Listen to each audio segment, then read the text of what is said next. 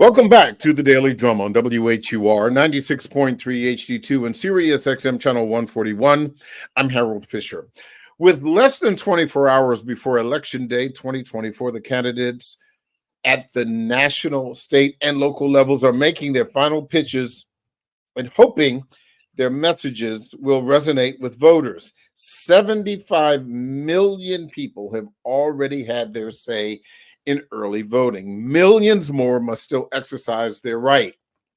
What's at stake in these final hours, and when will we likely know the outcome of tomorrow's races? Are you concerned about voter fraud or even election or even violence resulting from tomorrow's election? My guests for our Poll Watch 2024 discussion are Dr. Greg Carr, Associate Professor of Afro-American Studies at Howard University. He is also an adjunct professor at the Howard University School of Law. And Camilla Factory, a Senior National Coordinator for Election Protection for the Lawyers Committee for Civil Rights Under Law. Thank you both for joining in this really important conversation. Thank you for inviting. Thank you. Sure thing. Let me first share a couple of fast facts. We've heard that recent surveys have shown most Americans are concerned about voter fraud, but studies show voter fraud remains a very rare occurrence across the country. And in fact, research shows that voter fraud is so rare and most often never occurs on a scale that would affect an election. And surveys also show that most cases where fraud has been alleged turns out to be a case of error. Before I even get into some of the questions that I have for you both, Camilla, I want you to share your thoughts about these comments from Gabriel Sterling, shared just last week. Gabriel Sterling is the COO for the Secretary of State's office in Georgia. We arguably have the cleanest voting lists in America. We just did a citizenship audit to show that we don't have any non-citizens on the roll. We found some that have been registered before we were a real ID state way back in 2012, most of which haven't engaged in any kind of voting activity whatsoever, but we went ahead and canceled those 20 out of 8.2 million. And what we are seeing is we use voter ID for every form of voting, early in person, mail ballot, and election day voting. So we have a very secure system. We know it's safe, we know it's secure, and we know it's easy to vote. I don't want you to comment about voter ID, but I do want your thoughts about security and concerns about fraud. Absolutely. So speaking from the perspective of election protection, we can start there, right? The idea and the understanding about election protection is that elections are sacred. Americans who cast their ballot are casting their dream and their hope to be represented by their local municipality in our country, right? So the idea that elections are safe is simply not true, right? Election protection exists because of voter disenfranchisement, misinformation that we are seeing with the innovation of technology with AI, right? It's very important when we talk about voter ID laws that we also talk about how these are barriers to voting, how these laws can confuse voters who may not have access to their birth certificate or their social security card, right? We also have to talk about how, mail restrictions, deadlines do not always meet the population with how these laws are created literally overnight in states like Texas with special sessions that are held to write these laws. So that simply is not the truth, right? When we're talking about election protection, we also have to acknowledge that the Lawyers Committee has a national hotline. 866-OUR-VOTE exists for voters to be able to call to ask these questions, but also fact check, right? And say, hey, I don't think I had the best experience at my polling location when I casted my vote. We have volunteers ready to document that in real time. And we also have attorneys that are ready to escalate these issues and check back in with the county when we see these barriers that voters are facing in real time. So I guess my question is for people, let's say in Maryland or DC or Virginia, Pennsylvania, whatever, if you have registered to vote and whether you do mail-in voting, early voting, or election day voting, should you be concerned about the security of your vote? If your registration is legitimate and you are on the voter rolls, should you be concerned that your vote will or will not be counted? You absolutely should be concerned, and you should certainly call 866-OUR-VOTE, because what we're seeing in states like Texas is voters are being actively purged from their zip codes and their voter lists. We're seeing this historically in Black and brown neighborhoods where there are elderly folks as well that have no idea that they are not on their voting list, right? So it's super important to check your registration status, make sure that you have a plan to vote, but more importantly, make sure that you're up to date with your state's laws, right? The states that you listed vary by their local legislation and their local municipality.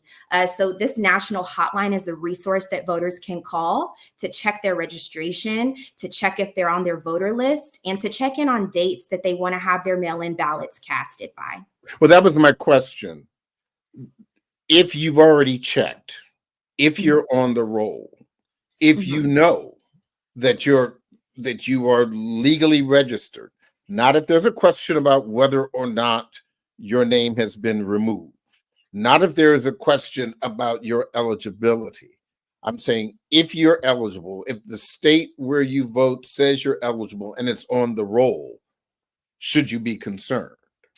No, you should not be concerned if you check all of the boxes and ensure that you've checked your registration status, that you haven't been purged from a voter list. You should not be concerned, especially because our Election Protection Coalition works really hard 365 days a year to ensure that elections are protected and are safe, despite what we're seeing.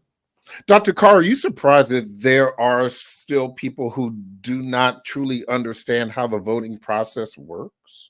No, because it's a vestige of the reason the three of us are having this conversation in English, namely slavery.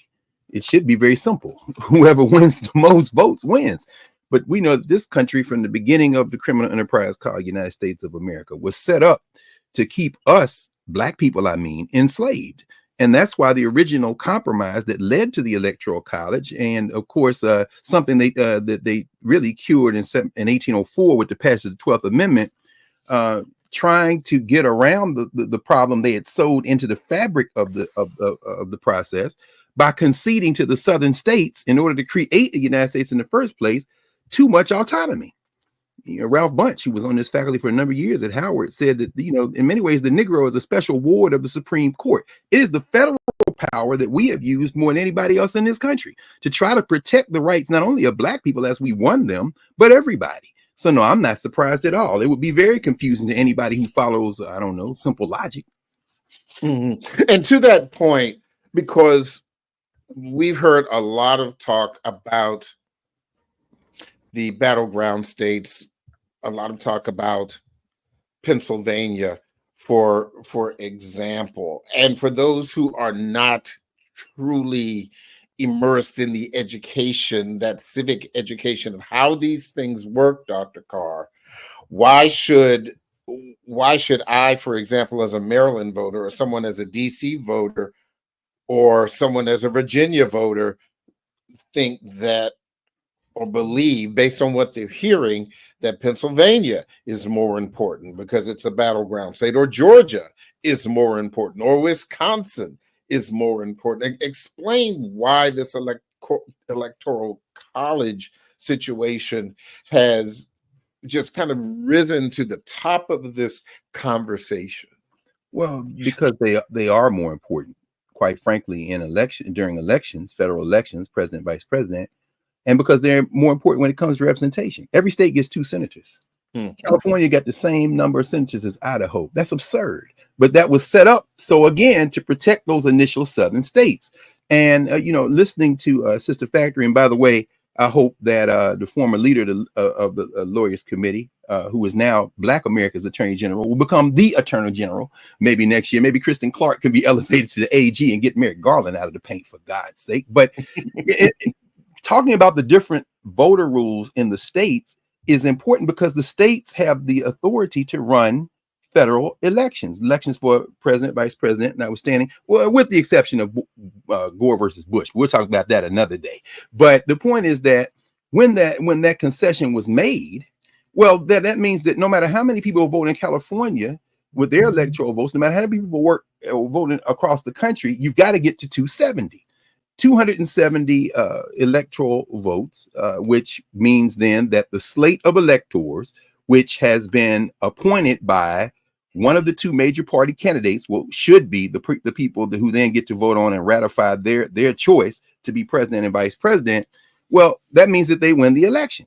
But to get to 270, you're going to need some of the votes beyond these big states with a lot of votes. In fact, what you're going to probably need to do is pick off of Pennsylvania, or as they say in Democratic parlance, the blue wall, or Wisconsin and Michigan.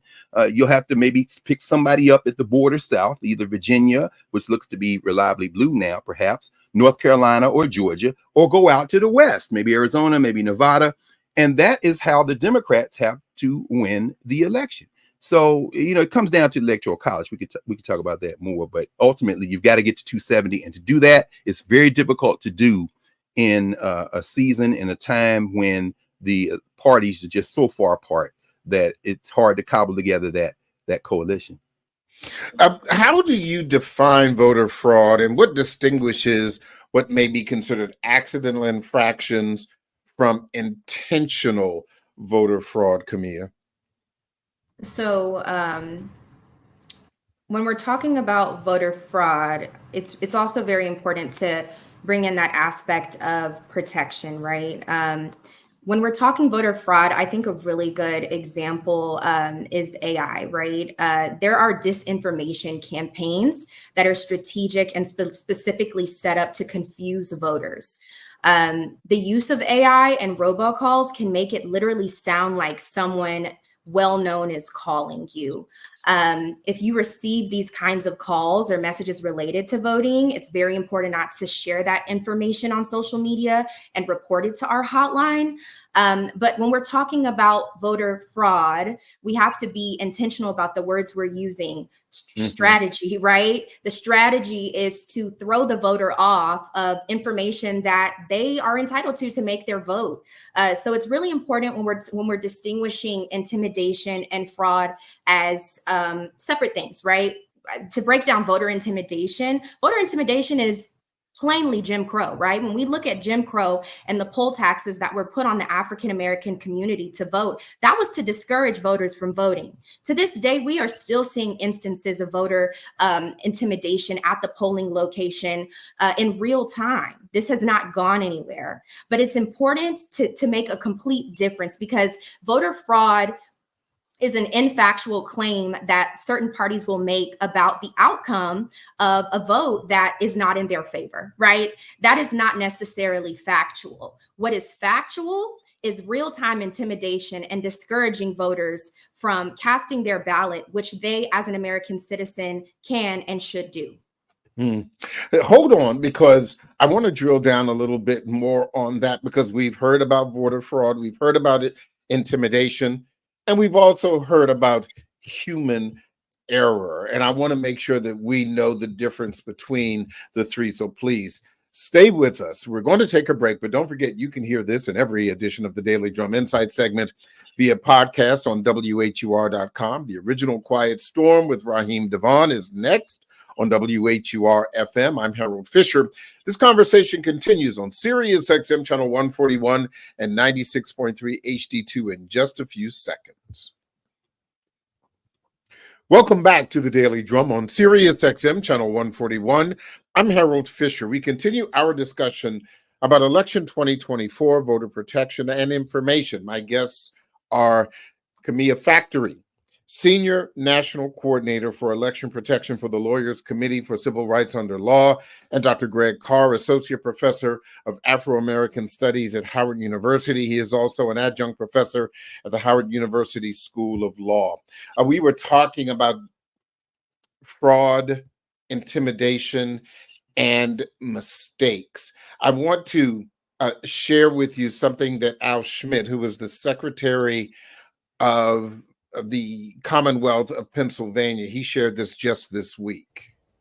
The people who run elections in Pennsylvania at the county level are professional civil servants who are all operating within the confines of the Pennsylvania election code and the laws in Pennsylvania. There is no evidence of anything indicating any sort of widespread voter fraud, or if at all. I think it's important that our county partners always be vigilant. You never want to, turn the other way whenever there are allegations or anything like that. You always have to investigate to make sure that our elections in Pennsylvania are free, fair, safe, and secure. Camilla, he was referencing some allegations of fake voter registration. There is an investigation happening in Pennsylvania, but as we also know, the former President Trump has already begun to share about cheating, as he puts it, in Pennsylvania, and the votes haven't even been counted. What does that kind of talk do to people who are waiting to vote tomorrow, for example? That is a perfect example of voter intimidation. What that does is that instills doubt in the voter before they even get to the ballot box. And that is not an experience that any American citizen should have to experience before they make or cast their ballot.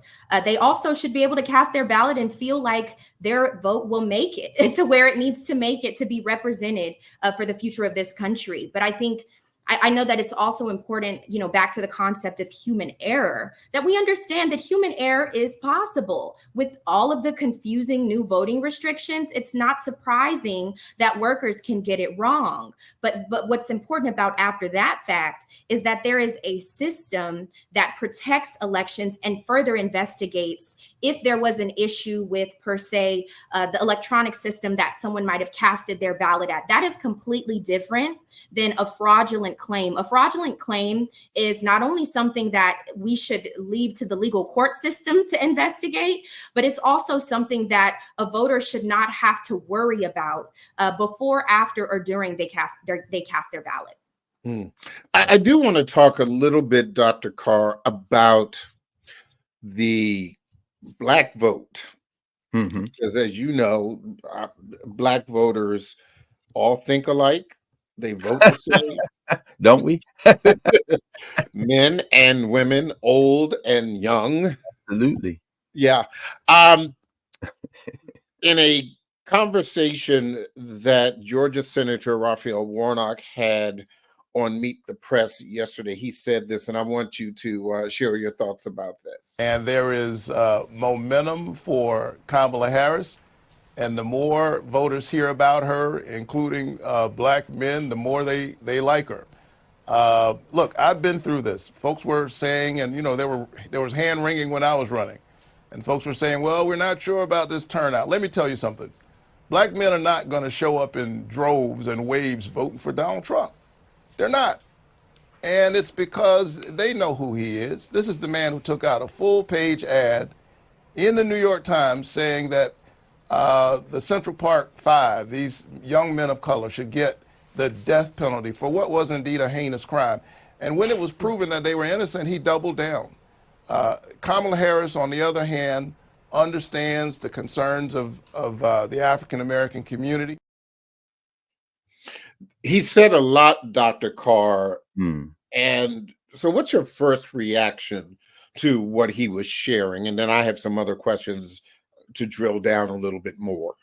Well, first, I think we should take a moment to blur those demographic lines that are too often used by the press to try to chop up the American electorate.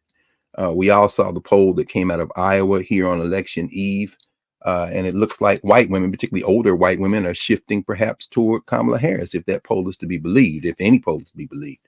When we think about a woman's right to choose, make decisions about her own body, that's not just a woman's issue. That's a human issue. That's a person's issue. So for when Senator Warnock talks about electoral politics in terms of race, it's because we have been trained to do that. When you look at Georgia, for example, over 4 million people have voted. As of Tuesday, the afternoon of the 4th, over 80 million people, about 80.4 million people have been registered in terms of voting. Well, those people are all not going to vote the same way.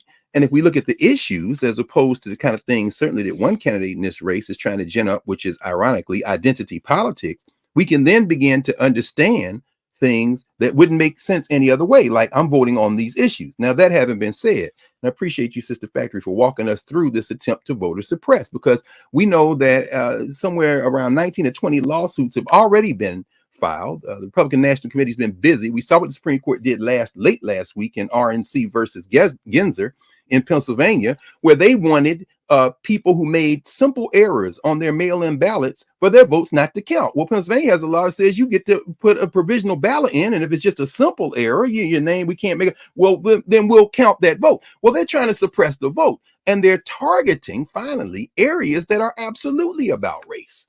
So you'll see that voter suppression effort much stronger in Augusta, Georgia, in Atlanta, Georgia, in Savannah, Georgia, than you will in those red counties where everything will go. That's why, as has been reported by folk like Greg Palast, you've got, Palast puts the number at 200,000 poll watchers. Well, what is that? I'm out here to harass you in Philadelphia. Although having lived in Philadelphia, I hope they don't go to West Philly or North Philly, because they might have to dance. But at any rate, I want to harass you in Detroit and in Milwaukee. I don't have to do the whole state. I'm gonna try to go where old Black people are, where people who coming in the place for the first time, maybe ever at age 40 or 50 years old, who may have had a criminal record or something. I'm trying to intimidate people to get out of the line. If we can get it close enough to steal finally, then what you're dealing with, and this is where I think Mike Johnson, the Speaker of the House, and all this gets involved, this so-called secret that Donald Trump bandying about, delay.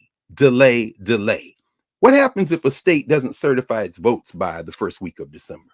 Well, then does that number stay at 270 or does it go down? In other words, you just have to win a majority of the votes cast. What if a legislature, we saw the concept of the independent state legislature thrown out by the Supreme Court, thankfully, although Samuel Alito kind of likes that kind of thing. When you read his order in RNC versus Genzer, he brought it up in an oblique way and said, but we're not talking about that today. That means that what happens if a state legislature decides that they're going to award the votes to somebody who didn't win the popular vote in their state? What happens if that goes to court and then it gets past the certification deadline? And according to the 12th Amendment, you throw it into the federal legislature and the House of Representatives picks the president and the Senate picks the vice president. Well, this might be their tactic. And in that regard, finally, what Raphael Warnock is talking about there really is the politics of race. And that's why we have to talk about it. I want to ask you a little bit more before I go back to Camilla, but one of the things that has come up when you talk about identity politics, and if you could give me the history 101, the cliff notes, Black people historically, and you know this better than I, originally were supporters of the GOP, the Grand Old Party. Okay. That transitioned into them generally, but not always, supporting the Democratic Party. And now there is a talk of some more supporting Donald Trump compared to how many supported him when he ran before. Just briefly explain, what happened with Republican to Democrat to where we are now for Black voters. Very simply, and before I say anything else, this election will not be decided by Black women or Black men. White women are going to be the people to decide this election. They are the largest single block in terms of race and gender in this country. And Black men vote a little less consistently than Black women, but only a little less consistently. And we don't have those kind of numbers when you put us two together. Very quickly, it seems that when we think about demographics in this country and we think about Black folk and our interests, we've been very consistent in voting for our interests. Our interests happily coincide with the interests of all the rest of the citizenry. In other words, equality, equal protection under the law, a safety net for folks. Those interests were more advanced by the Republican Party, a new party founded in the 1850s, who became the party of the Union during the Civil War, Abraham Lincoln, of course. And for about close to a decade after the Civil War, where we saw the passage of the 13th, 14th, and 15th Amendments, that Republican Party basically imposed its will for a more perfect union, so to speak, on the South through the process of creating 5 military districts. That was known as Reconstruction. Black folk supported that party because we were effectively the Republican Party in the South. We were carrying out our efforts. The Republican Party, however, is also the party of business, even more so than the Democrats. By the end of the 19th century, by the 1890s, 1900s, what you see is the Republican Party is conceding more and more ground to corporations, to private interests. Even the Civil War amendments, the 14th Amendment, for example, is used more often by companies, particularly railroad corporations, to say you're violating due process by not letting me gobble up all the land in the West to build my railroads. Well, Black folks still stick with the Republican Party until that becomes so untenable. That's going to be in the first third or first 40% of the 20th century when you reach the Great Depression. They've overstepped their boundaries now. Businesses run wild. Here comes a governor of New York riding out of the East named Franklin Delano Roosevelt, and the Democratic Party saying we got to put a safety net under the least of these in this country. And Black folks start moving into the Democratic Party, not because we changed parties, because we like one party over the other, but because our values remain consistent. And it was that Democratic Party, which, by the way, was all the lawsuits we filed in order to run for office, because that Democratic Party had historically been racist. But then you have the lily white Republicans, too. Story for another day, and I'll end this. For the generation after those who fought those legal cases in the 30s, 40s, and 50s, that was the civil rights movement generation. And we fought that fight to uproot the racism in the Democratic Party in the South. That led to the passage of the Voting Rights Act of 1965, which protects everybody's rights.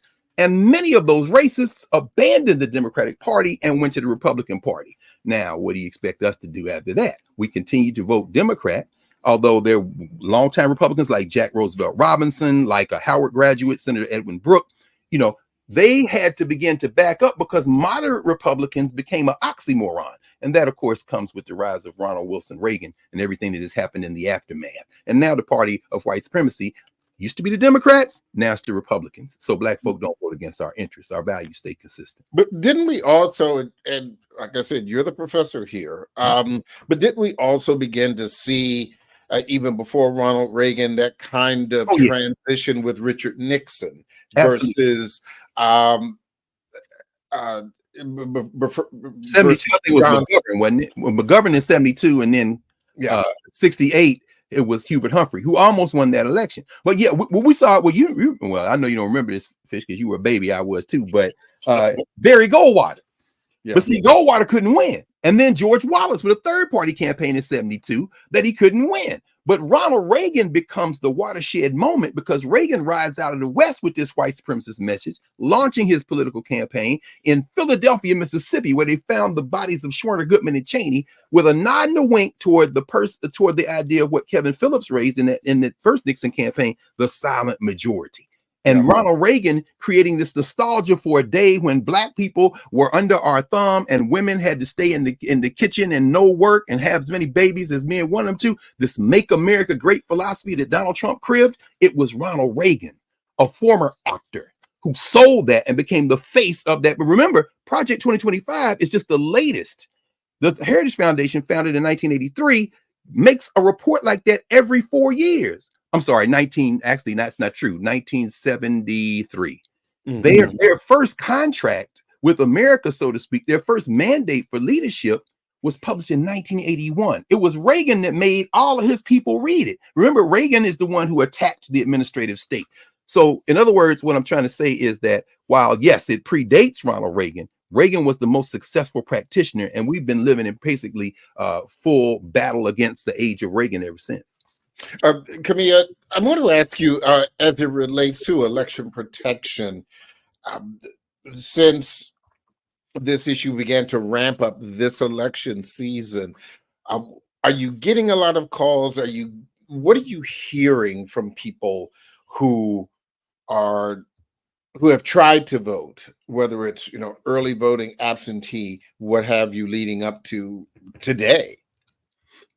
Yeah, absolutely. So we're definitely in North Carolina, Georgia, and Texas. We're seeing record-breaking turnout, but we're also seeing long lines of up to 2 to 3 hours at many polling sites. And when our election protection team receives voter reports, we document that problem. So it's a part of the record of voter suppression. But with that being said, I mean, we're seeing mail-in ballot issues. We're seeing voter ID questions. We're seeing voters being confused about recent restrictions in their state. We're also seeing reduced early voting hours, which is extremely alarming for polling locations that advertise a certain amount of hours that the working class American citizen feels like they can make. And then they get there and the polling location is closed, right? And we're seeing this primarily impacting Black people and other communities of color. So it's really important that when we talk about voting issues, that includes absentee vote by mail restrictions, attempts to purge voters from registration rolls, long lines. We're even seeing mailboxes being burned, which is extremely terrifying, right? Because a voter who is casting their ballot, that should be a safe, secure situation. So we are seeing record-breaking numbers in every aspect of the phrase across the country. So the 866 Our Vote hotline is extremely important because we are collecting this data in real time. We are not only collecting the data from voters who are having these experiences, but we're walking through traumatic experiences with voters in real time, letting them know that there are attorneys with the Lawyers Committee, the Legal Defense Fund, ACLU, that are ready to escalate this if it needs to be escalated. But even with that being said, the DOJ just released 27 states with specific counties that they will be monitoring to make sure that they are in compliance. Those counties and those states that they listed, we are also seeing a high call volume of number come in. I was about to ask you about that very issue next. When the Lawyers Committee heard about that, just as we all did a week ago Friday, where the DOJ said they will be monitoring for federal voter violations, specifically in the DMV in Prince George's County.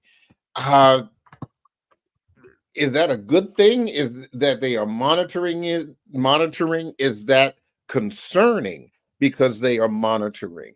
Because in the information that the DOJ released, they did not say why. They only said that they do this every election season, but they didn't say why they were selecting, for example, Prince George's or other voting districts. Right. I would say it's both a good thing and a bad thing, right? It's a bad thing. I can speak specifically to Texas, right? I'm calling in from Texas today. A lot of the counties that were listed in Texas historically have issues at their polling locations. There are also very rural areas where voters have a hard time getting out to the polling location. So these counties and states that were listed specifically, there is data to insinuate that that is for a reason.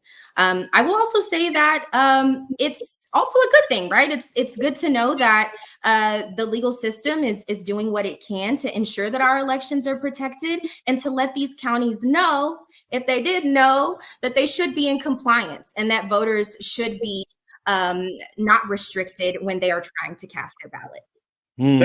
Carol, can I ask? Yeah, go ahead. Just very quickly, since you're in Texas, what's your sense of Harris County? I know, we see this attempt to restrict the number of boxes and people can't turn back. What's your sense on the ground of Harris County there in the Houston area in Texas, if you don't mind sharing with us, with regard to what you're talking about now? Absolutely. And I'm so happy you asked that. Shout out to Harris County officials. If you are listening to this conversation, I tell attorneys and voting rights across the nation, Harris County is a case study. Harris County is historically a Black and brown county with elderly voters that we saw a record number of voter purges, as well as we saw the legislation from Senate Bill 1, which was a slew of oppressive voting rights, oppressive legislation hit Harris County first. Harris County is extremely resilient. Not only did they learn in real time to be, being the first county that were hit hard by this oppressive legislation, how to combat that in real time, but their election officials are now training the rest of the state, right? Texas has more than 250 counties. This state is extremely huge. So with that being said, Harris County, like I said, is a case study. If you work in voting rights law, you should take a look at Harris County and how not only how they triumphed that issue, but how they recovered the voters that were purged from those lists, and how the voters that were purged continue to advocate for the future of what they endured. And that's Houston. That's Houston, right? Houston, yes. Okay. Yeah. Thank So, and to Dr. Carr's point, and I will say, and I've said this on this program, for years, that since I've graduated from college back in the Stone Age, I've lived in 7 cities, 7 states, I should say, or jurisdictions. So, including Maryland, D.C., Florida, Alabama, Ohio, Missouri, and then back to Maryland. And in each of those jurisdictions, I have always voted because I happen to live in those areas during an election year, whether it was a presidential election year or it was midterm. And I, in my stubbornness, have always said, in repeating the words of my parents and my parents' parents, never let anything keep you from voting.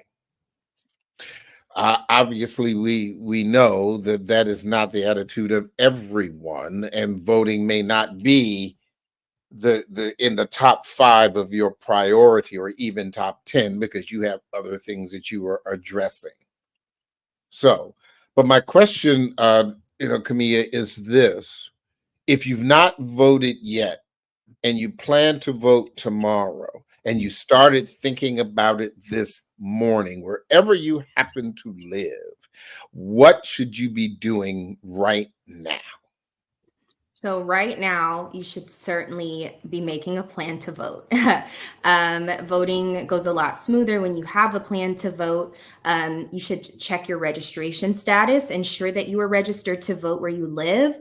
Check whether or not your state allows you to register at the same time that you can cast your ballot on election day. Know where to vote and how you will vote. You can look up polling locations near me in a simple Google search, and it can point you to a direction. And then also get the information that you need to help your family and friends make their own plan, right? Spread the love. These conversations should, and can happen at the dinner table. So definitely be sure to do that. But it's also important to remember that if you experience problems voting on election day, you may be entitled to a provisional ballot. So do not let someone tell you that you cannot vote that day. You can request a provisional ballot. It should be offered to you. That is the protocol that election workers should be offering, but ask for a provisional ballot to make sure that, even if you're having issues, that somehow your vote gets casted. And more importantly, if you have been denied the right to vote, please, please, please call 866-OUR-VOTE before you leave your polling location. We have poll monitors across the country in a nonpartisan election protection t-shirt that says 866-OUR-VOTE that are ready to help you either make your complaint to our hotline or make the complaint on your behalf if you don't want to be identified. But either way, do not let anybody tell you that you cannot vote, because you can. And even more passionately to what you were speaking about earlier about how voting is not necessarily important to everybody. It is extremely important to me. Some of the rhetoric that I have seen towards Black women specifically, discouraging us from voting in this election is sickening, because my ancestors died for my right to vote. My ancestors were sprayed by water hose, paid poll taxes. Literally, their lives were threatened to be able to vote. So it is in my power, my duty, and my autonomy to remind everybody listening today that somebody fought for your right to vote and that you can. Dr. Carr, I'll let you have the final word with this question. Win or lose, as you know, Kamala Harris will be at Howard University tomorrow night to watch the results come in. Talk to me, in your opinion, about the historical significance of that. I don't think the historical significance can be overstated. Kamala Harris is the fruition of a long struggle for Black political power at the federal level. Certainly the chief executive's office, even more so, I think, than Barack Obama, quite frankly, because she, in many ways, is a global figure. Father, Jamaican, who wanted to reconstruct his government coming out of colonialism in Jamaica. Mother coming from India to try to cure cancer, ironically having lost her life to cancer. But they met in a radical study group in the Bay Area, if you can believe that. And she grew up in the Bay Area with some of the founders of Kwanzaa, Black women, who she and her sister Maya used to go. And then, of course, she travels beyond Canada, coming back and forth, and then goes to Howard University. It's a different story. This is a story of Blackness. I'm sure that the brain-addled candidate for the Republican candidate might like to know that she never rejected any parts of her identity. She's a global figure in many ways, and she has spent her life in public service. I think it is a historical event. It makes a statement about Black institutions, the power and strength of Black folk, Black community, Black networks, Alpha Kappa Alpha being one of many. And so I think that win or lose, the history has been made in many ways. Now, John Oliver, the comedian, said something the other night I think is very important. He says, elect the person, when you go in the ballot box, elect the person you would prefer to be pushing for the next 4 years and where you'll be pushing them from. Just because we celebrate Vice President Harris doesn't mean that we agree with all of the policies. This war has to end in Gaza, but also the conflict in Congo and Haiti. We got to do something about the Sudan. We got to do something about people in this country who are sleeping outside tonight. Kamala Harris, as far as I am concerned personally, is a much better person to push for the next 4 years than someone who has openly expressed contempt for millions of people in this country and billions globally. And that's just, it's very simple to me when it comes to that. And as far as I'm concerned, as far as what happens after tomorrow or after this week, because we probably won't know by this time tomorrow or know, by tomorrow night. Here's the bottom line. Politicians work for us. Meaning what? If the thing doesn't happen, we got stuck with the bill for Barack Obama. It was called Donald Trump. Well, guess what? It's not Barack Obama's fault. That's our fault. We celebrated, but we should have pushed a lot harder. I don't think we shouldn't make the same mistake twice. And I think that's the lesson we can learn. As we celebrate, then we also get to work. And that doesn't change. Whether we celebrate or lament this week, that doesn't change. It's really up to us to build this society. Yeah, I think that'll be the last word. Camilla Factory, Dr. Greg Carr, thank you both for sharing your thoughts on this very important topic. Clock is ticking. Hours to go. We will continue to watch. Thank you both so very much. Thank you, Harold. Stay safe, brother. Absolutely. That is the Daily Drum for this Monday, November 4th. I'm Harold Fisher.